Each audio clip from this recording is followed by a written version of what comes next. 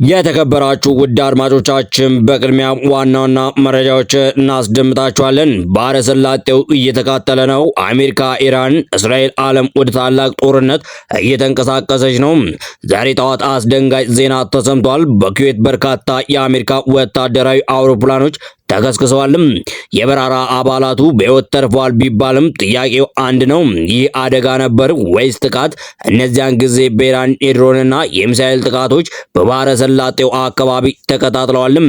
በዩናይትድ አረብ ኤምሬት ላይ የተፈጸመው ጥቃት ውስጥ ኢትዮጵያና ኤርትራ መካከል ቆሰሉ ተብሏል። ይህ ግጭት አሁን ብቻ የክልሉ ጉዳይ አይደለም፣ የእኛም ሰዎች ተጎድተዋል። በኢራቅና በኩዌት ላይ የሚሳኤል ጥቃቶች ተመዝግበዋል። በኩዌት ያለው የአሜሪካ ኤምባሲ ዜጎቹም በቤታችሁ ቆዩ ብሎ አስጠንቅቋል። ከዚህ በላይ በሊባኖስ ውስጥ በእስራኤል የተፈጸመ ጥቃት 31 ሰዎች ሕይወትም አጥፍቷል። 149 ሲቆስሉ እስራኤል በሄዝቦላ ላይ ዘመቻ ከፍተናል ብላለች።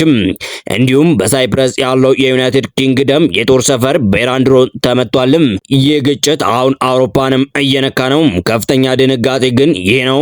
ዶናልድ ትራምፕ ኤቢሲ ኒውስ ጋር ባደረጉ ቃለ ምልልስ አያቶላ አሊ ካሜኒ ሊተኩ የሚችሉ አብዛኞቹ እጩዎች ተገለዋል ብሏል። ይህም ማለት ነው የመንግስት ለውጥ ወይስ የክልሉ ሙሉ ለሙሉ ወደ ሰፊ ጦርነት እየገባ ነው? ይህ ግጭት ከመካከለኛው ምስራቅ አልፎ ዓለም አቀፍ ሊሆንስ ይችላል? የነዳጅ ዋጋ፣ የውጭ ሀገር ስራ የሚሰሩ ኢትዮጵያውያን ደህንነት፣ የኢኮኖሚ ተጽዕኖ ሁሉም እኛንም ይነካል። በዛሬው መረጃችን ውስጥ ትክክለኛ ሁኔታው ምንድነው? ማንን እየመታ ነው? ቀጣይ ምን ሊከሰት ይችላል? ኢትዮጵያ ምን ሊጠነቀቁ ይገባል? እስከ መጨረሻው ተከታተሉንም። የሚያስደነግጥ መረጃም ይዘናልም። በቅድሚያም ግን ቪዲዮ ላይክ፣ ሰብስክራይብ በማድረግ እንድጀምሩም በአክብሮትም እንጠይቃለን። ወደ ዝርዝር መረጃዎችም ገብተናልም። ዛሬ ጠዋት በርካታ የአሜሪካ ተዋጊ አውሮፕላኖች ተከስክሰዋል ሲል የኩዌት መከላከያ ሚኒስቴር አስታውቋልም። የበረራ አባላቱ ምንም ጉዳት ሳይደርስባቸው በሕይወት ተርፈዋል በማለት ወደ ሆስፒታሎች መወሰዳቸው መግለጫው አክሎ ገልጿልም።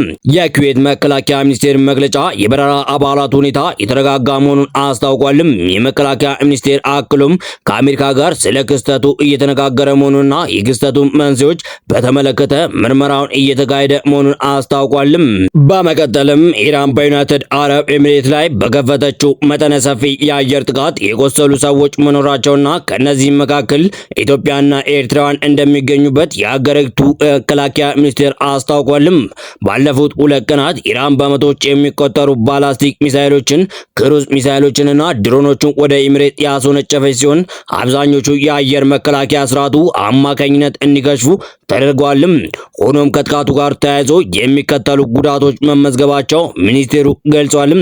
የፓኪስታን፣ ኔፓልና ባንግላዴሽ ዜግነት ያላቸው 3 ሰዎች ተገለዋል። 58 ሰዎች ቀላል የመቁሰል አደጋ የደረሰባቸው ሲሆን ተጎጂዎች የኢትዮጵያ፣ ኤርትራ፣ ግብጽና ፊሊፒን ሌሎች ሀገራት ዜጎች ናቸው። የሚሳኤልና የድሮን ሰብርባሪዎች በተለያዩ አካባቢዎች መውደቃቸው በሲቪል ንብረቶች ላይ መጠነኛ ጉዳት ደርሷልም። የኤሚሬት መከላከያ ሚኒስቴር አገሪቱ ማንኛውም ጥቃት የመመከት ብቃት እንዳላት አረጋግጦ ነዋሪዎች በማህበራዊ ሚዲያ ከሚሰራጩ ያልተረጋገጡ መረጃዎች ተቆጥበው የመንግስትን ይፋዊ መግለጫዎች ብቻ እንዲከታተሉ አሳስቧልም። እንዲሁም አሜሪካና እስራኤል በኢራን ላይ የሚፈጽሙትን ጥቃት ለሶስተኛ ቀን በቀጠሉበት በዛሬው ዕለት ኢራንን በባህረ ሰላጤው አካባቢ ባሉ አገራት ላይ ሚሳኤሎችን አስወንጭፋለችም። ዛሬ ማለዳ በኩዌት የሚገኘው የአሜሪካ ኤምባሲ አቅራቢያ ጥቃት መፈጸሙ ተገልጿልም። ኤምባሲው በኩዌት የሚገኙ የአሜሪካ ዜጎች ወደ ኤምባሲው እንዳይወጡ እና በቤታቸው እንዲቆዩ መልእክት አስተላልፏልም። በኤምባሲው ድረገጽ ላይ የሰፈረው መልእክት ወደ ኤምባሲው እንዳትመጡ ካለ በኋላ ቤታቸው ውስጥ ደህንነቱ በተጠበቀ ስፍራ እንዲሆኑ መምሪያ አስተላልፏልም። አክለውም መስኮት አካባቢ አትቅረቡ፣ ወደ ውጭ አትውጡ ሲል በአገሪቱ ለሚኖሩ አሜሪካውያን የደህንነት መልእክቶችን አስፍሯልም። ኢራን በመካከለኛው ምስራቅ ትናንት በፈጸመችው ጥቃት በኩዌት 1 ሰው መገደሉ ተገልጿል። የአሜሪካ አጋር የሆነችው ኩዌት ከኢራን የተተኮሰባትን ሚሳኤል ማክሸፏን አስታውቃለችም። የሮይተርስ ዜና ወኪል በበኩሉ በኢራቅ የሚገኙ የደህንነት ባለስልጣናትን በመጥቀስ በሰሜናዊ የሀገሪቱ ክፍል በሚገኘው በኤርቢል አውሮፕላን ማረፊያ 3 የታጠቁ ሰው አልባ አውሮፕላኖች መጥቶ መጣሉን አስታውቋልም። በሌላ በኩል እስራኤል በደቡባዊ ሊባኖስ በፈጸመችው ጥቃት 31 ሰዎች ሲገደሉ 149 ደግሞ ጉዳት እንደደረሰባቸው የሀገሪቱ ጤና ሚኒስቴር አስታውቋልም። የእስራኤል መከላከያ በሂዝቦላ ላይ የማጥቃት ዘመቻ መክፈቱን የገለጸ ሲሆን ይህም ለበርካታ ቀናት ሊቆይ ይችላል ብሏልም። የእስራኤል መከላከያ አዛዡ ኤል ዛሚር በሂዝቦላ ላይ የማጥቃት ዘመቻ መጀመራችን ነው፣ በመከላከል ላይ አይደለም ያለነው፣ እያጠቃን ነው ብሏልም። አክለውም ለበርካታ ቀናት ለሚቀጥል ውጊያ መዘጋጀት አለብን፣ ለብዙ ቀናት ጠንካራ የመከላከል ዝግጁነት ያስፈልገናል፣ እንዲሁም ቀጣይነት ላለው የማጥቃት ዝግጁ መሆን አለብን ብሏልም። ኢራን በርካታ የመካከለኛው ምስራቅ ሀገራት ላይ የምትፈጸመውን ጥቃት ዛሬም ቀጥላለች። በባህሬንና ዱባይ እንዲሁም በኩዌት የአሜሪካ ኤምባሲ አቅራቢያ ፍንዳታዎችን ማሰማታቸው የሀገሪቱ መገናኛ ብዙሃን ዘግቧልም። እንዲሁም ትናንት ምሽት ሳይፕረስ ውስጥ በሚገኘው የዩናይትድ ኪንግደም የጦር ሰፈር ላይ የድሮን ጥቃት መፈጸሙን የብሪታንያ መከላከያ ሚኒስቴር ገልጿልም። በኢራን ድሮን ጥቃት የደረሰበት አርሴፌፍ የተባለው የጦር ሰፈር በሳይፕረስ የሚገኝ የብሪታንያ ሉዓላዊ ግዛት ነው። የሳይፕረስ ፕሬዝዳንት ኒኮስ በደቡባዊ አገሪቱ ክፍል በሚገኘው ዩናይትድ ኪንግደም የጦር ሰፈር ላይ የደረሰውን የድሮን ጥቃት በተመለከተ ተጨማሪ መረጃዎች ሰጥተዋልም። እኩለ ሌሊት እንዳለፈ ሻሂድ ሰው አልባ በራሪ አርክቴሪ ውስጥ ከሚገኙ ዩናይትድ ኪንግደም ወታደራዊ ተቋማት ላይ መውደቁን ተናግሯልም። ፕሬዝዳንቱ የጠቀሱት ሻሂድ የኢራን ድሮኖች ናቸው። በዚህ ጥቃት መጠነኛ ቁሳዊ ጉዳት እንደደረሰ ፕሬዝዳንቱ በኤክስ ገጻቸው አስታውቋልም።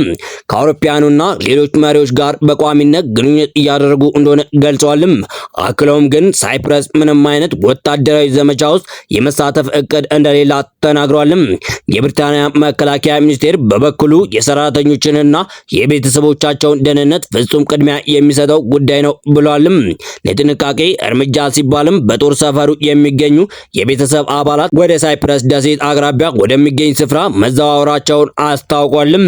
በስተመጨረሻም ዶናልድ ትራምፕ ከአሜሪካው የቴሌቪዥን ጣቢያ ኤቢሲ ጋር ባደረጉ ቃለ ምልልስ አያቶላ አሊ ካሜኒን ይተካሉ ተብለው ተስፋ የሚጣልባቸው አብዛኞቹ እጩዎች በመጀመሪያው ዙር ጥቃት ተገለዋል ብለዋልም።